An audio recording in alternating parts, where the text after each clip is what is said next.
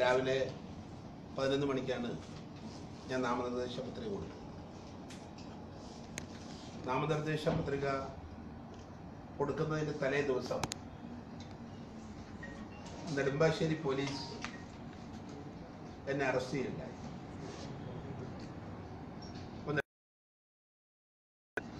Secretariat നടക്കൽ ശബരിമല ആചാര സംരക്ഷണത്തിനും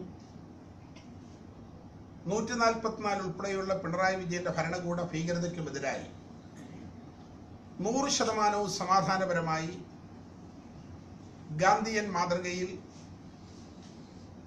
അയ്യപ്പന്റെ ഫോട്ടോ വെച്ച് കിടാവിളക്ക് കത്തിച്ച് വിവിധ അയ്യപ്പ ക്ഷേത്രവും ഉണ്ടാക്കാത്ത രീതിയിൽ അയ്യപ്പ ജ്യോതി മകദീപം അത് ഭക്തി നിർമ്മലമായ ഒരു പരിപാടിയാണ്. സ്വാഭാവികമായും ഭരണഘടന അനുശാസിക്കുന്ന രീതിയിൽ എൻ്റെ സ്വാതന്ത്ര്യമാണ്. ഞാനൊരു അയ്യപ്പ വിശ്വാസിയാണ്. ആ അയ്യപ്പ വിശ്വാസി രാഷ്ട്രീയ പ്രവർത്തകനായ എനിക്കെതിരായ 986 ക്രൈം ഈ ഗവൺമെന്റ് പെട്ടെന്ന് കൊടുക്കാനുള്ള കാരണം എന്താ? ആ സത്യവാങ്മൂലം പെട്ടെന്ന് കൊടുക്കാനുള്ള കാരണം വളരെ ആസൂത്രിതമാണ്. ഭയപ്പാടാണ് അതിന്റെ പിന്നിൽ. ഇപ്പൊ ഞാൻ ചാലക്കുടി രാഷ്ട്രീയമായി നേരിടുന്നതിന് പകരം ഭയപ്പാടിന്റെ നടുവിൽ നിന്നുകൊണ്ട് ക്രിമിനൽ കുറ്റം ചുമത്തി മെന്റലി ഡൗൺ ആക്കി ആളുകളെ പിന്നോട്ട് വലിക്കാനുള്ള ശ്രമമാണ് പിണറായി വിജയൻ നടത്തിക്കൊണ്ടിരിക്കുന്നത്. അതിനൊരിക്കലും ജനാധിപത്യ സംവിധാനത്തിന് ഭൂഷണമല്ല.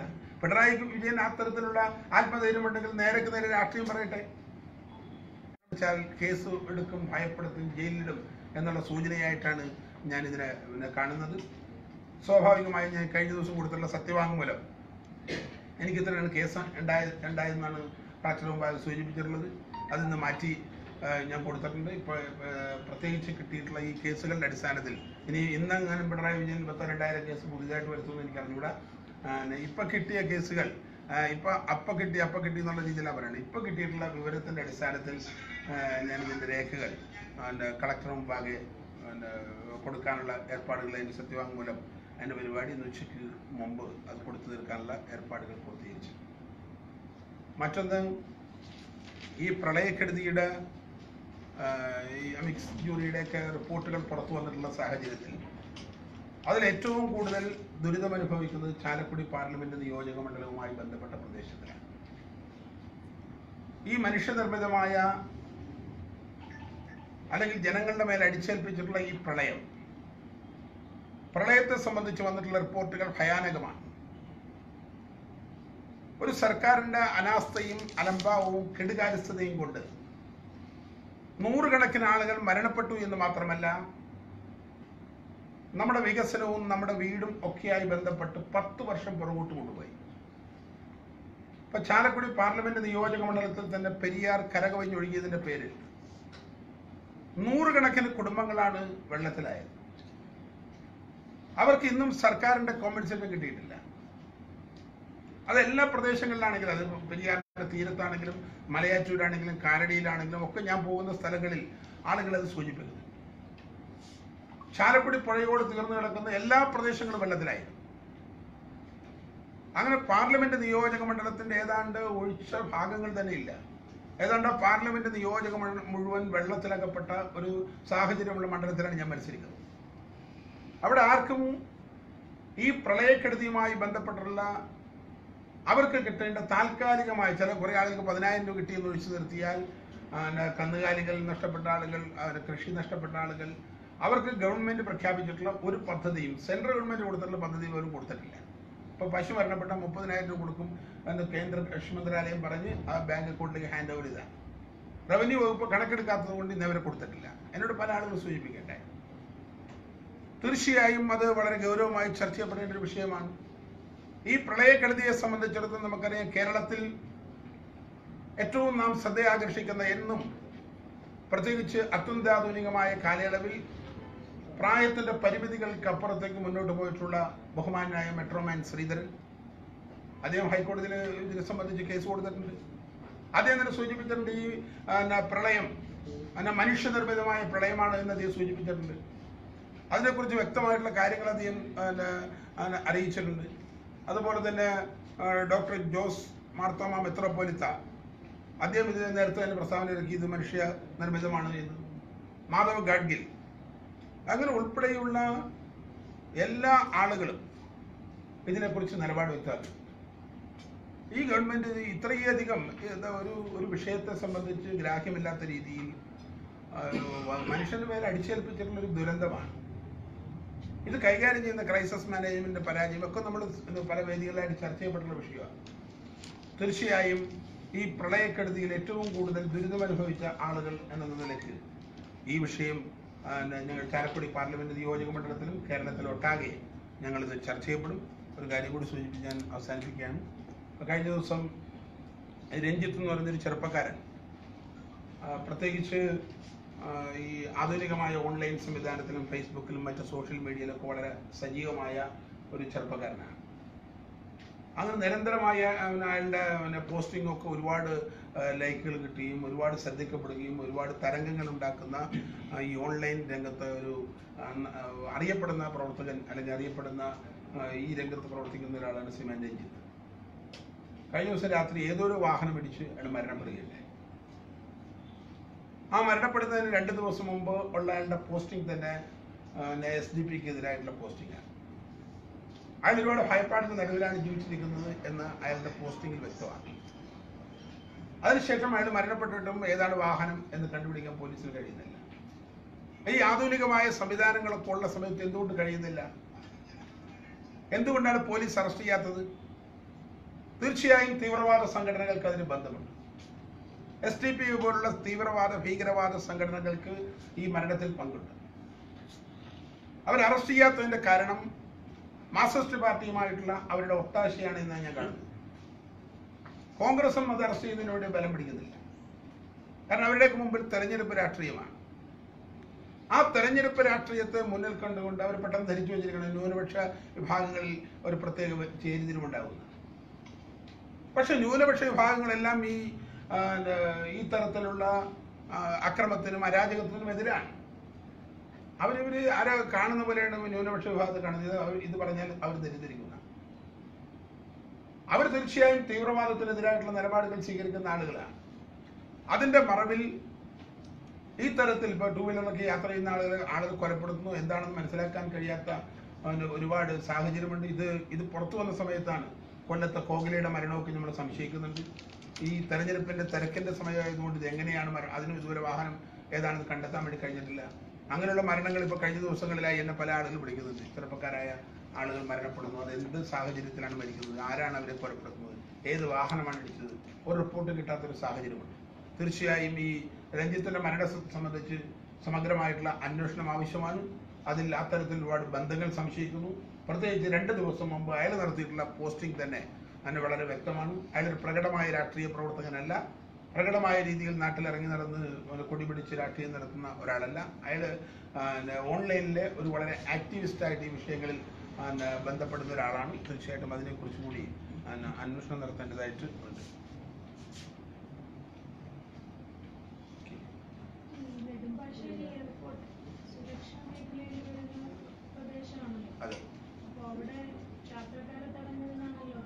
അതെ, യാത്രക്കാരെ അല്ലല്ല, അത് നിങ്ങൾക്ക് തോന്നണല്ലേ? അവിടെ ആളുകൾ അല്ല, നിങ്ങൾ FIR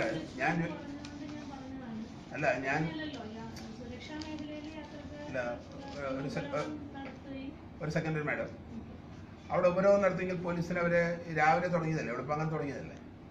അപ്പോൾ ഇവിടുത്തെ പോലീസ് സംവിധാനം എന്താ ചെയ്ത് അറസ്റ്റ് ചെയ്താൽ മാറ്റാൻ? ഞാൻ എത്ര മണിക്ക് അവിടെ പോയേ? ഞാൻ മനസ്സിലാക്കുന്നത് അത് പിണറായി വിജയൻ പോലീസിനെ ഇട്ടേ. അപ്പൊ എന്നോട് ചോദിക്കുന്നത് പിണറായി ചോദിക്കുക പ്രത്യേക വിഷയം എന്നെ ഫോക്കസ് ചെയ്ത് എന്നെ ടാർഗറ്റ് ചെയ്ത് എനിക്കെതിരായി കള്ളക്കേസ് കൊടുക്കുന്നതുകൊണ്ടാണ് ഞാൻ പറഞ്ഞില്ല. ഞാൻ പറയണ്ടല്ലോ. ഞാൻ സൂചിപ്പിച്ചു വന്നത് വെളുപ്പാങ്കാലം മുതൽ അവിടെ സത്യാഗ്രഹ സമരമോ അല്ലെങ്കിൽ ഭജനയോ ഒക്കെ അവിടെ നടക്കുന്നുണ്ട്. വെളുപ്പാങ്കാലം ഞാൻ പോയത് ഉച്ചയ്ക്ക് ശേഷമാണ്. അപ്പൊ ഈ പിണറായി വിജയന്റെ പോലീസ് എന്തായിരുന്നു, എവിടെയായിരുന്നു? ഇപ്പോൾ മാഡം പറഞ്ഞ പോലെ വലിയ സുരക്ഷിത മേഖലയാണ് എന്നതിന് എന്താ അറസ്റ്റ് ചെയ്യാത്തത്? അങ്ങനെയാണെങ്കിൽ ഏറ്റവും വലിയ ഉത്തരവാദി പിണറായി വിജയനല്ലേ? അവിടെ സംഭവിച്ച ഉത്തരവാദി പിണറായി വിജയനല്ലേ? അവിടെ ഏതെങ്കിലും ഒരു ചെടിച്ചട്ടിക്ക് എന്തെങ്കിലും ഒരു അസ്വാഭാവികമായ സംഭവം ഉണ്ടായിട്ടുണ്ടോ? ഏതെങ്കിലും യാത്രക്കാരുടെ പരാതി ഉണ്ടോ? അവിടെ നടന്നത് മുഴുവൻ ശരണം വിളികളാണ്. അത് സ്വാഭാവികമായ രീതിയിൽ പ്രതിഷേധമാണ്. ഞാൻ ചോദിക്കട്ടെ, ഈ തൃപ്തി ദേശായിക്ക് മറ്റുള്ള യാത്രക്കാർക്കില്ലാത്ത എന്ത് പരിഗണനയാണ് സർക്കാർ അവിടെ കൊടുത്തത്? ഇത്ര നേരം അവിടെ നിൽക്കാൻ അവകാശമുണ്ടോ? ഇപ്പൊ മാഡം ഡൽഹി പോയിട്ട് തിരിച്ചു വന്ന് എത്ര നേരം അതിനകത്ത് നിൽക്കാൻ പറ്റും? അല്ല, അത് നമ്മൾ വേറെ വിഷയം. ഞാൻ ചോദിക്കണേ, ഇപ്പൊ മാഡം അവിടെ പോയി തിരിച്ചു വന്നു, അതിനകത്ത് 10 മണിക്കൂർ നിങ്ങൾക്ക് നിൽക്കാൻ അവകാശമുണ്ട്. എനിക്ക് അതിൽ അവകാശം കിട്ടുന്ന എനിക്ക് തോന്നുന്നില്ല. അല്ല, ഞാൻ ചോദിക്കട്ടെ, നിങ്ങളിപ്പോ സൂചിപ്പിക്കുന്നത് കുറെ പത്രദൃശ്യ മാധ്യമങ്ങളും കുറെ ആക്ടിവിസ്റ്റുകളെ സപ്പോർട്ട് ചെയ്യുന്ന ആളുകൾക്ക് പലതും പറഞ്ഞിട്ടുണ്ട്. ആ സമയത്ത് തൃപ്തി ദേശായിക്ക് നിങ്ങൾ ഈ പറയുന്ന വലിയ പരിഗണന എന്നെപ്പോലും കാണുന്നില്ല. അവിടെ ജനങ്ങൾ സംഘടിപ്പിച്ച് അയ്യപ്പ മന്ത്രങ്ങളുമായി മുന്നോട്ട് പോയി. തൃപ്തി ദേശായിയെ വിളിച്ചു വരുത്തിയത് പിണറായി വിജയനാണ്. പിണറായി വിജയന്റെ ഗവൺമെന്റാണ്. എല്ലാ ആക്ടിവിസ്റ്റുകളും നെറ്റിൽ ചുളിക്കേണ്ട എല്ലാവരും കൊണ്ടുവന്ന അവരാ. പോലീസുകാരൊക്കെ ആയിട്ട്, ഇല്ലെങ്കിൽ പിന്നെ പൊന്നാവരം കോട്ട പിടിച്ചെടുക്കാൻ പോലെ പോലീസുകാരായിട്ട് കൊണ്ടുപോകേണ്ട ആവശ്യമുണ്ടോ?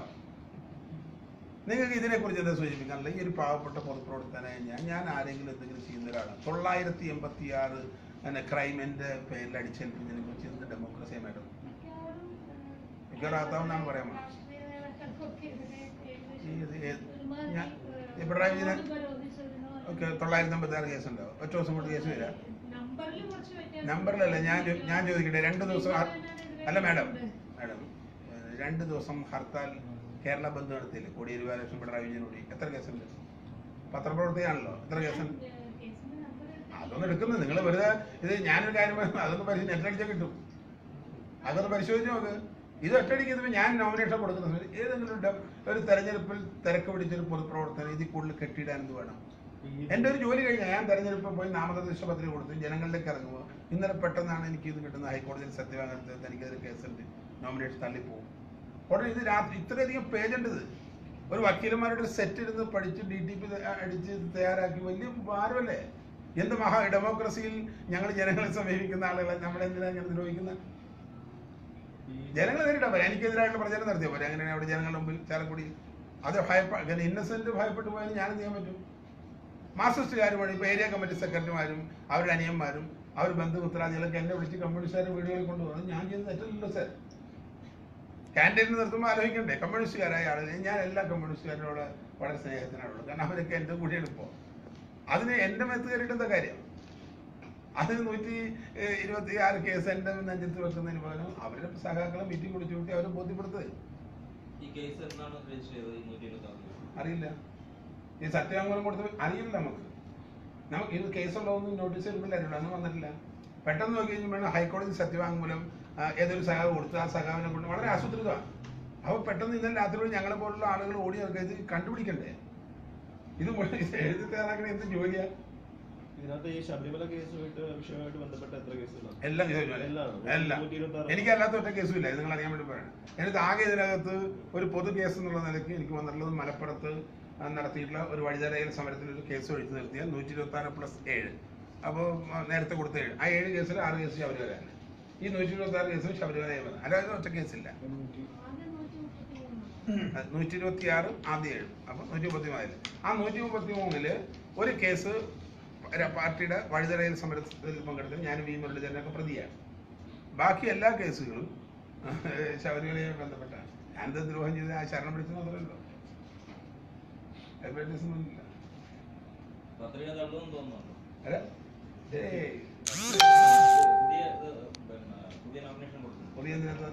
അല്ല ഐഡിയ കിട്ടുന്നില്ല. ഞാൻ ജയിച്ച് മന്ത്രിയാവുന്നവരോട് ഇരിക്കുമ്പോൾ നിങ്ങളത് ചോദിച്ചാൽ ഞെട്ടിക്കല്ലേ? ഏതായാലും കാര്യം എനിക്ക് മനസ്സിലായി. എല്ലാ സ്ഥലങ്ങളിലും പോകുന്ന സമയത്ത് BJPയുടെ അല്ലെങ്കിൽ NDAയുടെ ഞങ്ങളുടെ സംവിധാനത്തുള്ള ഒരു പരിമിതി ഉണ്ട്. ആ പരിമിതിയുള്ള സ്വീകരണമല്ല എനിക്ക് കിട്ടുന്നത്. വലിയ ജനപങ്കാളിത്തമുണ്ട്. നിങ്ങളിപ്പോൾ ചാനലിൽ വന്ന് നോക്കുക. ഇന്നലെ എൻ്റെ കൂടെ മാധവിയോടെ എന്നൊരു സ്ഥലത്ത് വന്നിട്ടുണ്ടായി. കഴിഞ്ഞ ദിവസം വീഡിയോ ആണ്. അവരോട് ചോദിച്ചാൽ അറിയാം. ന്യൂസ് 18 അവർ ചോദിച്ചാൽ അറിയാം. ന്യൂസ് 18 ചോദിച്ചാൽ അറിയാം. എല്ലാം നട്ടുച്ച നേരത്ത് മറ്റുള്ളവർ പലരും വേറെ സ്ഥലത്തിരിക്കുമ്പോൾ ഞാൻ നടുറോട്ടിലുണ്ട്. ഉച്ചയ്ക്ക് 1 മണിക്കുണ്ട്.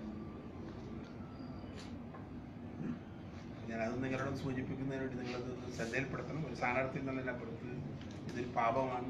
ഞാൻ അടിച്ചേൽപ്പിക്കപ്പെടാൻ വേണ്ടി പാടില്ല. അതിന് ഭയപ്പെടുത്തി കാര്യങ്ങൾ നേടാമെന്ന് പിണറായി വിജയൻ വിചാരിച്ചാൽ മുട്ടുമടക്കുന്ന പ്രശ്നമില്ല.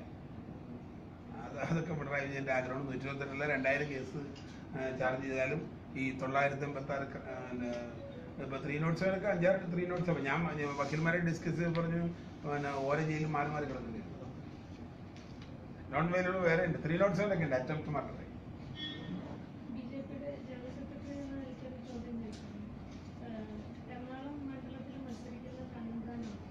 ആണോ?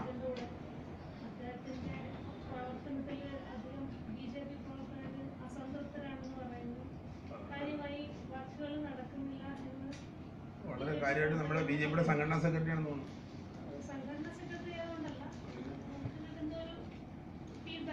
നിങ്ങൾ എന്തിനാ ഈ കള്ളപ്രചരണം? ഞാൻ അറിയാൻ വേണ്ട ചോദിക്കാം. നിങ്ങളുടെ എന്റെ മാഡം എന്താ ഉദ്ദേശം? മാഡം, ഞാൻ ജനറൽ സെക്രട്ടറി എന്ന നിലയ്ക്ക് ഞാൻ നിങ്ങളോട് ഞാൻ വളരെ ഇതായിട്ട് ചോദിക്കാം, എന്തിനാണ് മാഡം ഈ കള്ളപ്രചരണം? ആർക്ക് വേണ്ടി കള്ളപ്രചരണം? ഈ കള്ളപ്രചരണം അല്ല മാഡം ചോദിച്ചാൽ പറയണേ. ഞങ്ങളുടെ ഏറ്റവും ഞാൻ എന്നെ പരീക്ഷ പഠിപ്പിക്കണ്ട. ചോദിച്ചാൽ നിങ്ങൾ ചോദിച്ചാൽ പറഞ്ഞ അതേ മറുപടി പറയണം എന്നൊന്നും ഞാൻ തീരുമാനിച്ചിട്ടില്ല. എനിക്ക് മറുപടി പറയാനുള്ളതിനെ കുറിച്ച് ധാരണയുണ്ട്. ഞാനൊരു പാർട്ടിയുടെ സ്റ്റേറ്റ് ജനറൽ സെക്രട്ടറിയാണ്. എനിക്ക് എൻ്റെ എറണാകുളം പാർലമെന്റ് നിയോജകമണ്ഡലത്തിലെ സംഘടനാപരമായ ശക്തിയെക്കുറിച്ച് ബോധ്യമുള്ള ഒരാളാണ്. ഞാൻ കഴിഞ്ഞ 4 പതിറ്റാണ്ടായി ഇവിടെ പ്രവർത്തിക്കുന്ന ഒരാളാണ്. ഞങ്ങളുടെ ഒരു ബഹുമാനപ്പെട്ട കേന്ദ്രമന്ത്രിയെ ഞങ്ങൾ പ്ലാൻ ചെയ്ത് നിർത്തിയിരിക്കുന്നതാണ്. ഇപ്പൊ ഈ ചോദ്യങ്ങൾ പലതും വരുന്നത് വേറെ ആർക്ക് വേണ്ടിയെന്ന് എനിക്കറിയാം. ഇല്ലെങ്കിൽ ഇന്നലെ ചാനലിൽ സർവേ വരണോ? ഞങ്ങൾ ആര് സ്ഥാനാർത്ഥിയാവാത്ത സമയത്ത് ചാനൽ സർവേ നടത്തി 14% വോട്ട്. കഴിഞ്ഞ ഓരാജഗോപാലിനോട് 18%.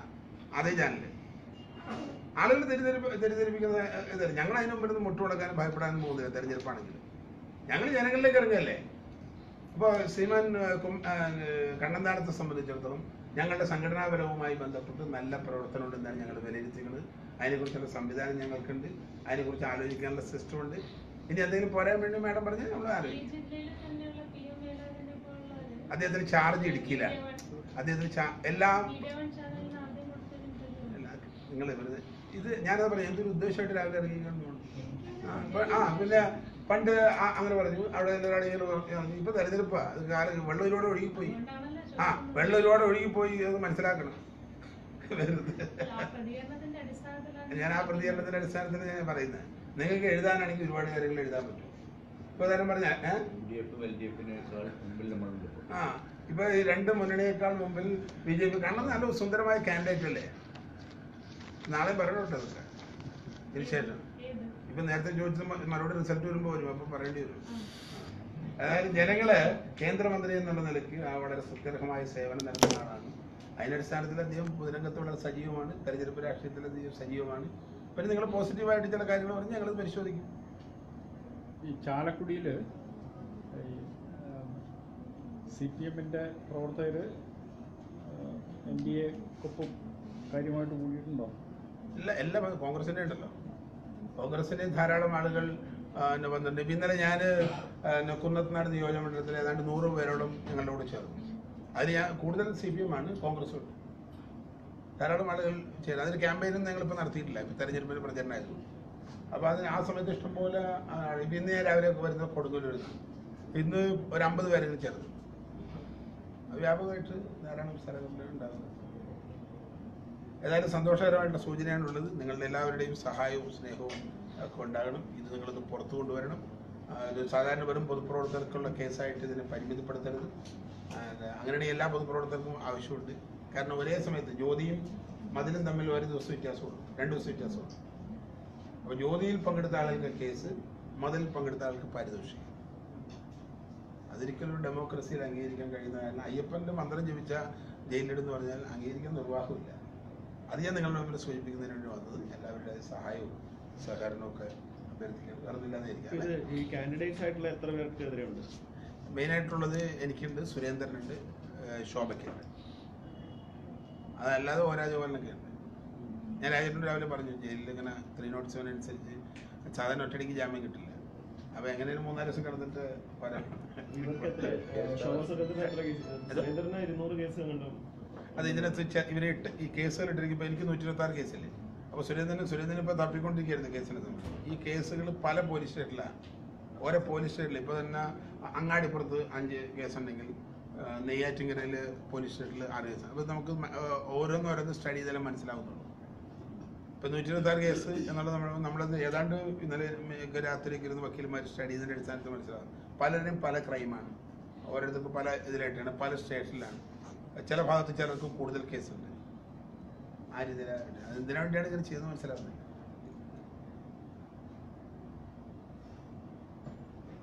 എത്ര കേസുകളുണ്ടെന്ന് അറിയോ? ശോഭ സുരേന്ദ്രനും ഏതാണ്ട് ഇത്രയൊക്കെ തന്നെ എല്ലാവർക്കും ഉണ്ട്, കുറവില്ല ആർക്കും. അതായത് എനിക്കിവിടെ ക്രൈം എനിക്കാ കൂടുതൽ 986. എന്താ അതിന് മാനദണ്ഡം എന്ന് വെച്ചാൽ 307 ഒക്കെ ഉണ്ട്. ഇപ്പൊ സുരേന്ദ്രൻ എത്ര 307 ഉണ്ടെന്ന് എനിക്കറിയില്ല. എല്ലാവർക്കും 307 ഉണ്ട്, 353 ഉണ്ട്. വേറെ നോൺ ബൈലബിൾ കേസുകൾ. നോൺ ബൈലബിൾ കേസുകൾ എനിക്ക് തന്നെ എല്ലാം കൂടി ഞാൻ നോക്കി 35 അല്ല 307-ഉം പിന്നെ 353 ആണ് അതുള്ളത്. അതുകൂടാതെ പിന്നെ കൂട്ടം ചേരൽ, കമ്മ്യൂണൽ പ്രോബ്ലം ഉണ്ടാക്കാൻ ശ്രമിച്ചു എന്നൊക്കെ പറഞ്ഞിട്ടുള്ള ഓരോ സ്ഥലങ്ങളിലും ഓരോന്നായിട്ടേക്കണം. അതിലെന്താണ് ഇത് സംഭവം എന്ന് വെച്ചാൽ 307 കേസ് ഉണ്ടെന്നാണ് പറഞ്ഞത്. അല്ല 307 നോൺ ബൈലബിളും കൂടെ നോൺ ബൈലബിൾ 307 അല്ല. 307 ഇപ്പൊ 353 ഒക്കെ നോൺ ബൈലബിളാണ്, 324 ഒക്കെ നോൺ ബൈലബിളാണ്. 302 ഒഴികെ ലെറ്ററുണ്ട്, അതാരും മരിക്കാത്തതുകൊണ്ടിട്ടില്ല. ഓക്കെ.